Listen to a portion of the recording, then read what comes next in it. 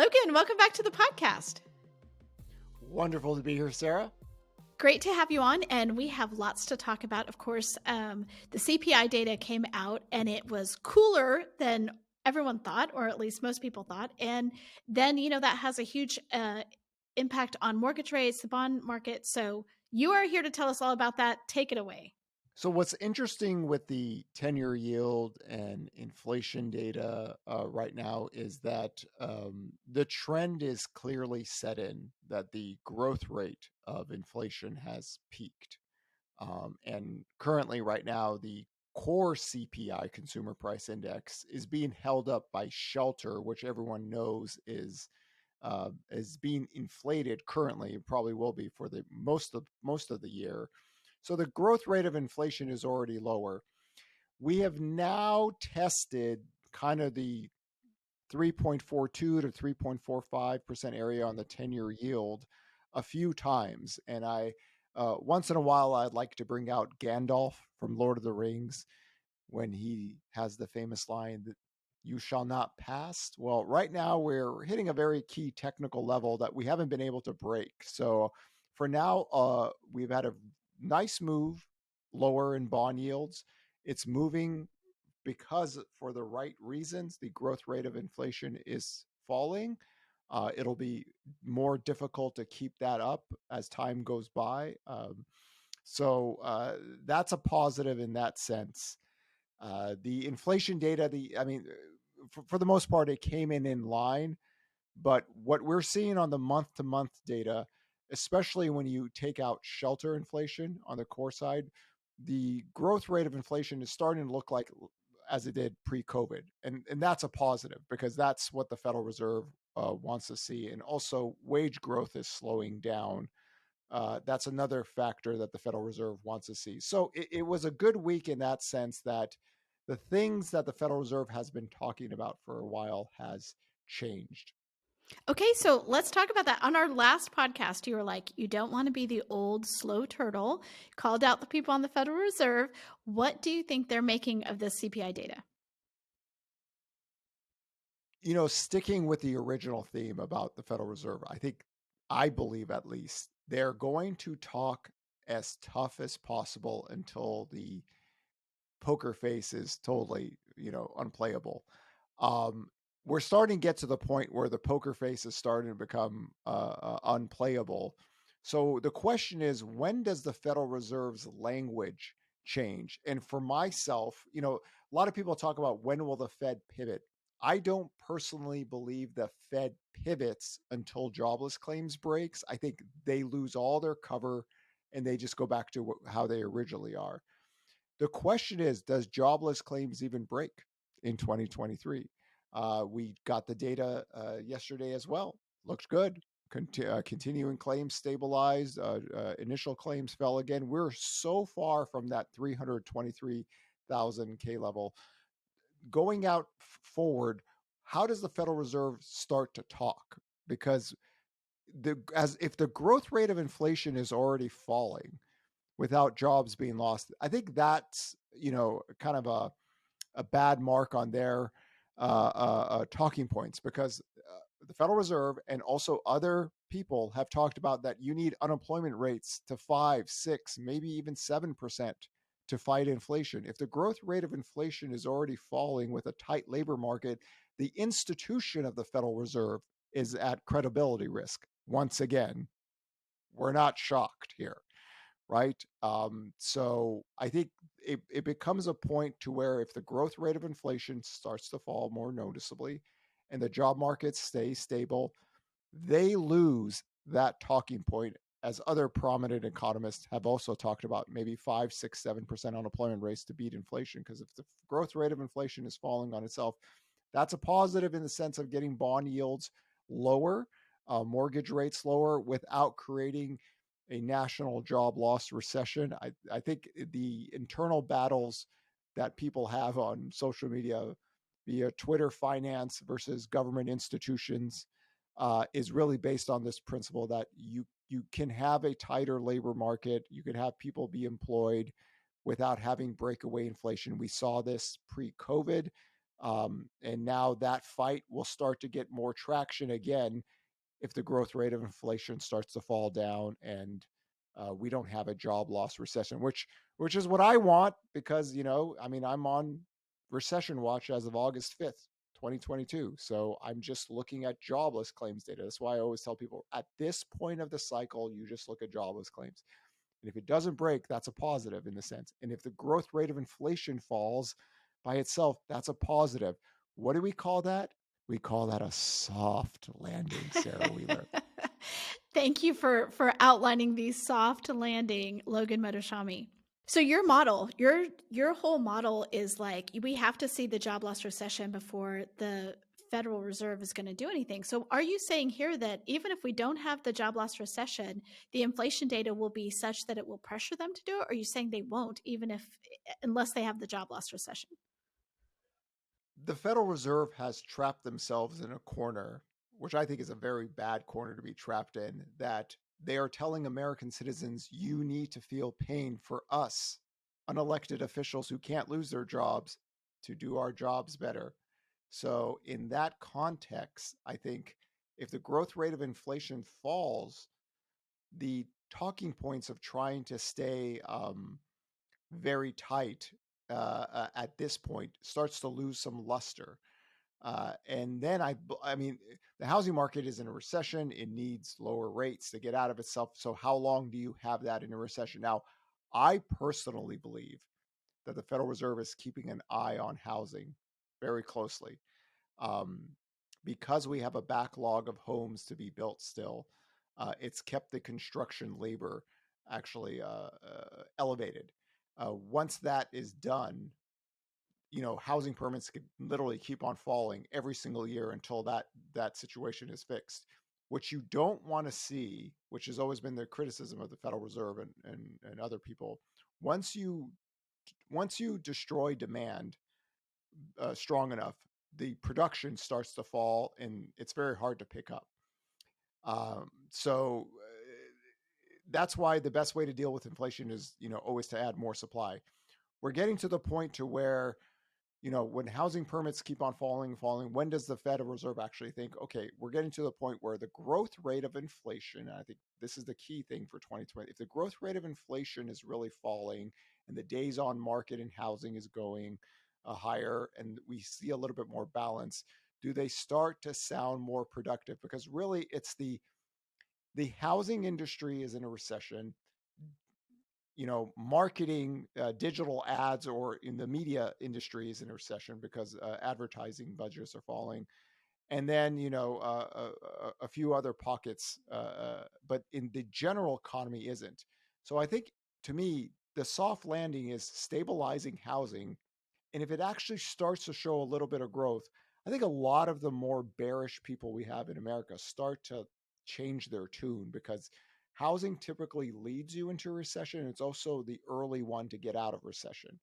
So if that narrative changes, then the Federal Reserve, did their soft landing without creating a massive job loss recession in America, which nobody wants to see. And I think that's the trying to thread the needle, and they feel a little bit more secure now that they've kept financial conditions as tight as possible. It's just that the growth rate of inflation is falling now. And throughout this year, by the end of this year, our talking points here have been always think 12 months out on inflation.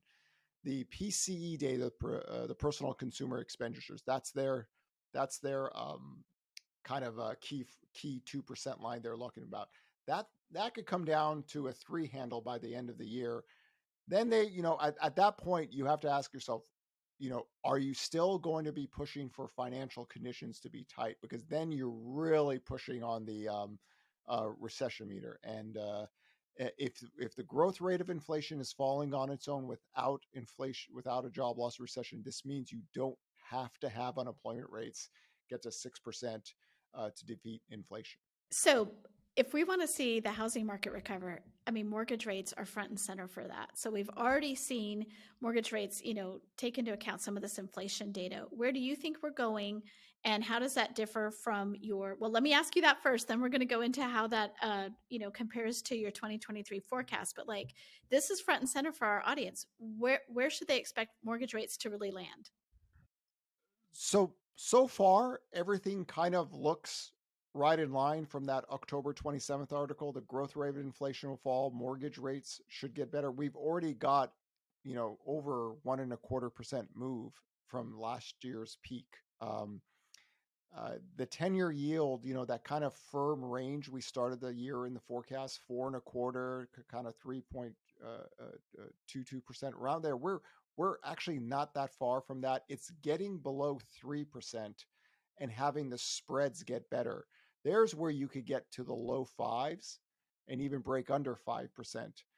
The spreads are starting to get a little bit better now, right? It isn't as bad as it was at the peak. So lower bond yields, we're not talking about the 10-year yield getting below 2% like we were accustomed to in the previous expansion, but just getting down to that 2.72 level on the 10-year yield with better spreads, that'll get you to that kind of 5%. And the key is duration, right? The housing market cannot function normally if rates keep on going back and forth 1 or 2%, right?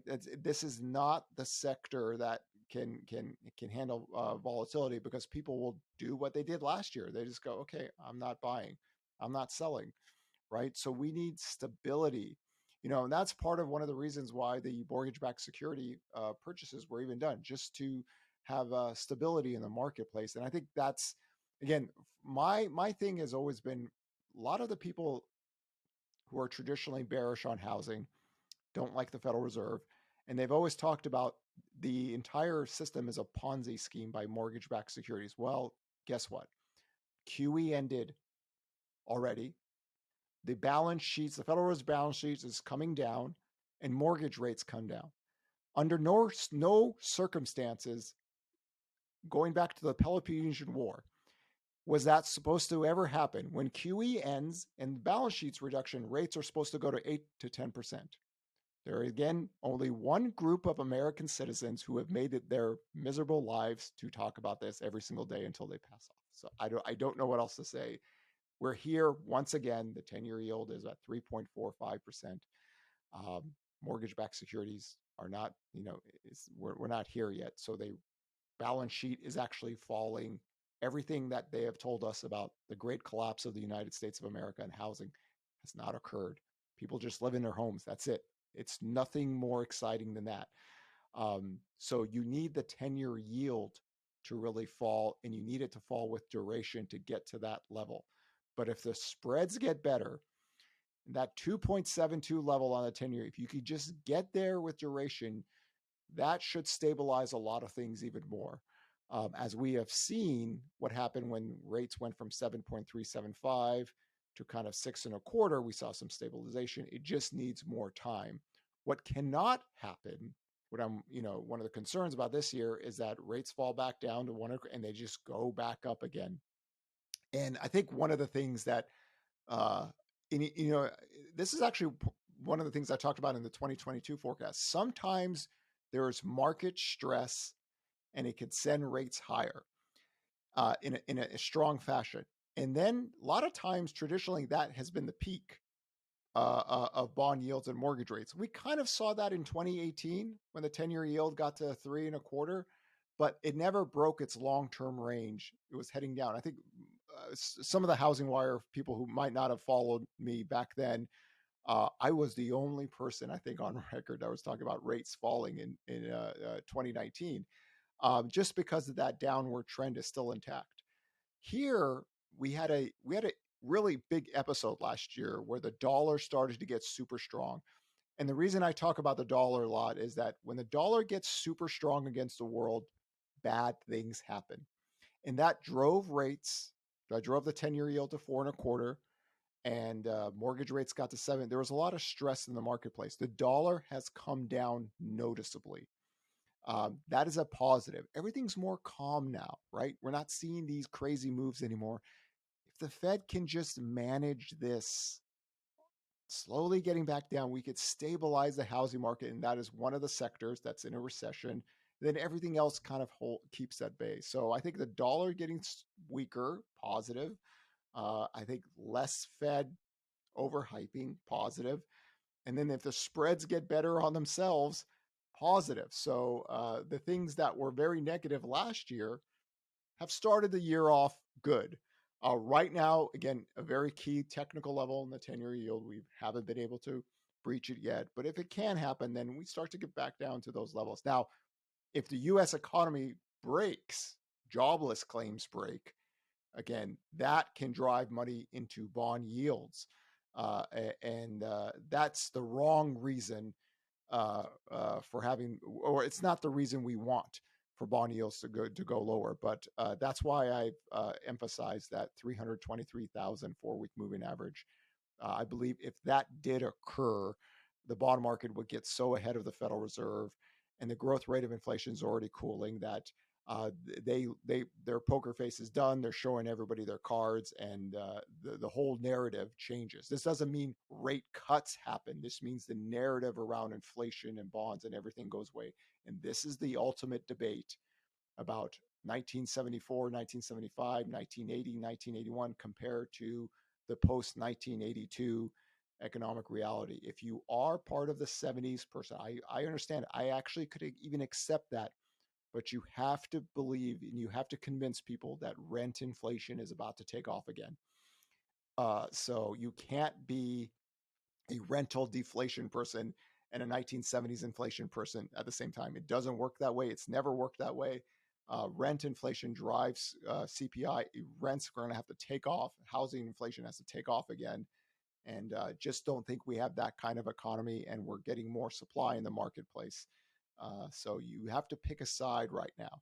So let's contrast what you've just told me with your 2023 forecast, which you waited until the very end of 2022, the very beginning of this year, to do for these exact reasons, because there are so many variables that could change at such a volatile year with all of these factors. And your mortgage rate forecast for that was 5.25% to 7.25%, I believe.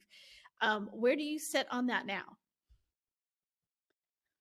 Everything remarkably looks good in that sense. And we wrote that article saying mortgage rates have peaked, and the growth rate of inflation has peaked. So unless mortgage rates get above 7.37, to me, there's no real reason to have the 10-year yield shoot up again with the dollar getting super strong and creating stress, unless something happens around the world that creates market stress again. An oil supply shock again, something to that nature would have to occur, because we already have the growth rate of inflation falling. Wage growth is already falling. So right now, that range looks good. This is a very key, again, technical level right now in the 10-year yield. We haven't been able to break it. We still haven't been able to break it today. But if that does break over the year, we can get down to that, 3.25 level, and then we will see where the growth rate of inflation is, and with the labor market. Again, it's, to me, so much about this is the labor market, because we've already seen the peak of inflation, right? Because it's extremely impossible for CPI inflation to stay up here when shelter inflation is already falling. So the personal consumer expenditures is already telling you we're going to have a 3 handle on it by the end of the year. So everything is in place. It just takes time. So throughout the year, everything looks about right. To really get below 2.73%, and we're talking about sub 5% mortgage rates, it's really the labor market has to get really bad. And so far, we're nowhere close. Nowhere close to that 323,000 level yet. If we start to get up there, the interesting aspect is, what was the bond market do ahead of that? What you could see happen in 2023, if the labor market breaks, the 10-year yield goes lower by itself, the Fed then is pressured to talk more constructively, because the growth rate of inflation is already falling, wage growth is already falling. They lose that one cover. This is why I always say the labor market is their cover. They can keep talking tough. And then once the language changes, the language to me is more of a pivot than rate cuts. the bond market gets ahead of that already. Whenever they do cut rates, even though the market is already pricing rate cuts, they do that kind of toward the end. But for the mortgage industry and the housing industry, it's really the 10-year yield that matters more at this point. So we had a Fed governor this week talk about the next rate hike being 0.25%. How does that factor into what you think about? I believe everyone kind of, got the memo a few months ago that they were going to start to, cut it lower on the rate hikes. I believe Powell said it best when he said, we don't want to aggressively overhike, so we're forced to cut faster. They're still in the belief that they can hold the Fed funds rate if there's a job loss recession. That's really adorable, but that's the talking point. Now we just slowly get the last. I mean, honestly, in my mind, there should not be any more rate hikes. Everything they've told us that they're watching is already falling. So unless you specifically tell the market we want to be more restrictive than what we are right now, then don't expect the market to act in your talking points, right? The market is doing exactly kind of what you're saying. Growth rate of inflation is falling. Unless you want to raise it, guess what? We're just going with what the data says. So again, the bond market will get ahead of the Federal Reserve. Why, Sarah? Because they're old and slow, right? And the bond market isn't. So it's just going to be a fascinating year because the jobless claims data, the initial claims, is still historically low. The U.S. economy consumption is still chugging along outside of housing.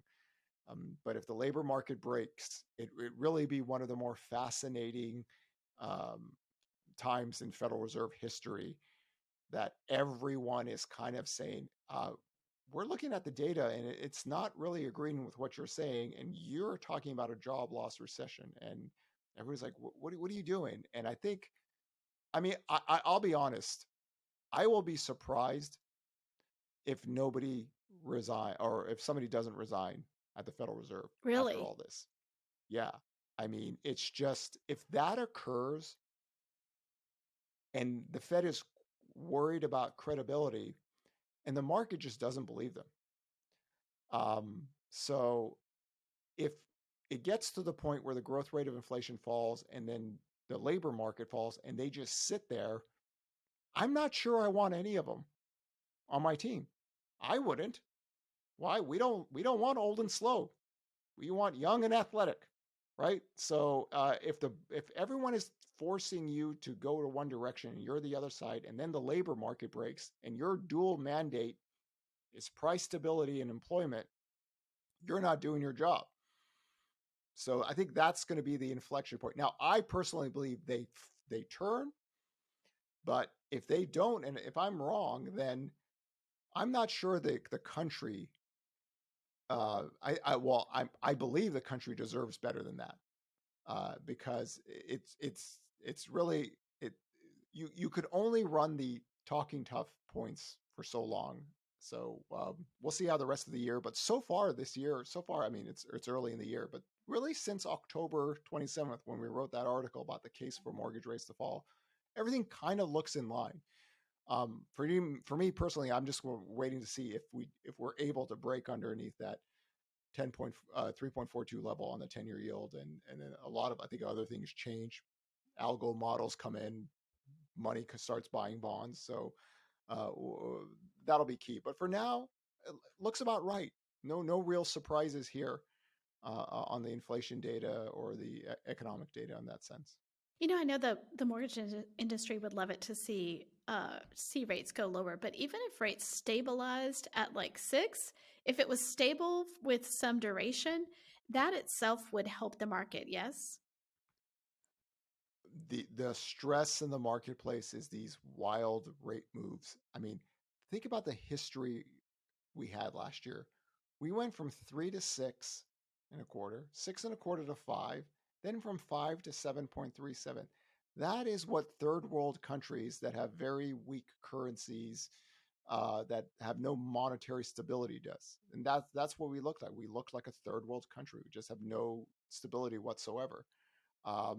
That's not a functioning housing market either way. And I totally understand why people just said, I'm not buying, I'm not selling or buying in this environment. So the Federal Reserve, I truly believe, understands this, because that was one of the that was one of the main points for the mortgage-backed security, was to stabilize the marketplace so you don't have these wild moves. And again, the 10-year yield and mortgage rates have had this very long relationship since 1971. It's been very stable.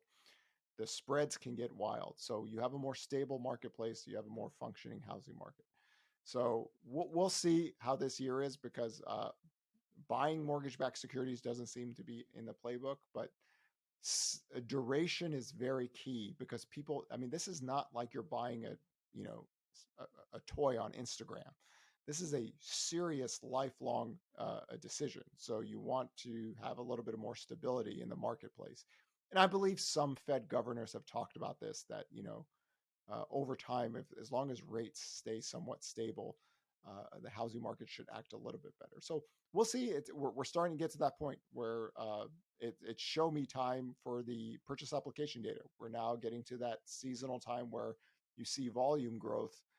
If the housing market is showing some stability, really shouldn't be going much lower than where we are right now. We are at very low levels because of the waterfall drop in demand, because the market was just too chaotic last year. Because it is an extremely low bar, the bounces can happen. And just that bounce should be put into context, that we had 7 years of growth in that index get wiped out in less than a year. That's how crazy last year was on the data lines. And we see that in the existing home sales, which should have one more softer report as well. So makes it for a very interesting 2023. Again, the theme is the bar is so low, we can trip over it. The bar is so low. We want to see things improve for sure. And there's so many aspects of this. We're recording this on Friday. It goes live on Monday. On Monday, also the next housing market tracker comes out. One of the reasons you created that data line, that report to look at, is because things are changing so rapidly. So you'll be looking at purchase apps.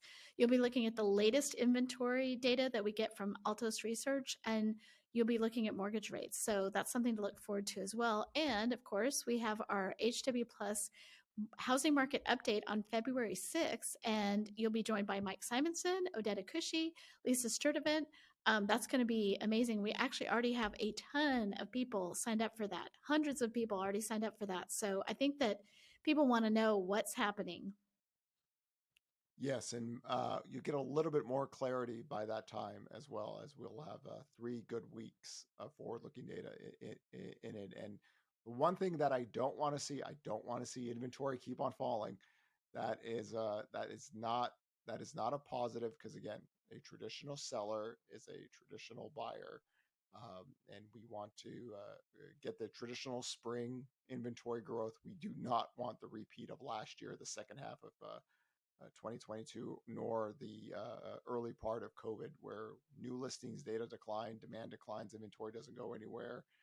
And we want a traditional B&B housing market, boring and balanced. Boring and balanced. See, I was going to pick up that one earlier when you're like, and why don't we want that, Sarah? I was like, detective, not troll. I wasn't sure which one I was supposed to say. So I'm glad you jumped in there with that and said, no, we don't want the Federal Reserve to be old and slow. So Logan, thanks so much for joining us today. People can look out for that housing market tracker on Monday, and looking forward to the forecast. Thank you so much. Pleasure to be here, Sarah.